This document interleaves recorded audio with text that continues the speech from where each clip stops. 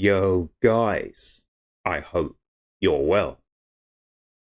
So, guys, yesterday we watched a leader, a real leader, being inaugurated to lead his country, hitting the ground running by signing in executive orders that he promised at his general election campaign in the United States, in Donald Trump. And today, our leader of the United Kingdom has been exposed as someone who withheld information, knowledge, and evidence that, in my opinion, would have prevented the UK riots from happening in the first place. We are talking about Keir Starmer. I don't know all of the legalities around it at this moment because I haven't looked into it, but I've seen the headline.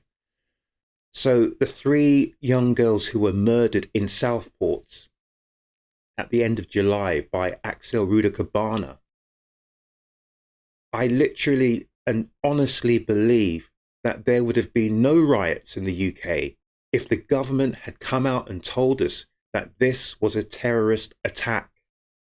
Because of the vacuum of information that was fed or was not fed to the population, there was a lot of speculation about the perpetrator and what actually had happened.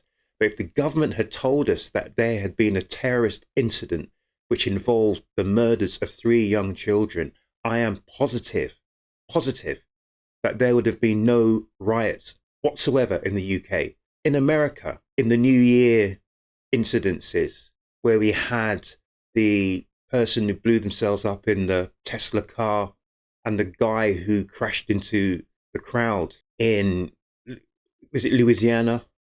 Sorry if I've got that wrong. I think it's Louisiana.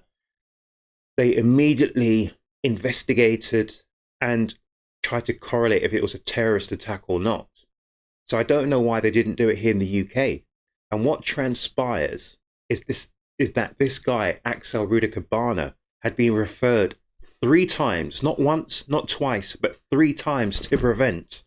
3 times to prevent. He'd been excluded from schools and from schools where people who are excluded from schools go to. This guy was a threat, absolute threat, and they knew about it. Outrageous. Outrageous. I'm not going to talk too much about it now because I'm going to go in and actually investigate this and do a further follow-up video to this. But this does not look good for Keir Starmer and the government. Right now, I've heard he's ordering an inquiry into what happened at Southport. But first things first, this inquiry must look at the fact that because no information, no cohesive information was fed to the public, I think this is one of the reasons why the riots happen in the UK. I really do. And I think that if this government and future governments are honest, open with the people, there wouldn't be this trouble. It's where there is dishonesty, cover up, and lies that the people get angry. Anyway, that's what I want to say at this moment, but I'm absolutely fuming about this because I said on my previous video that most cases where these incidences happen, these people have been or are on the radar.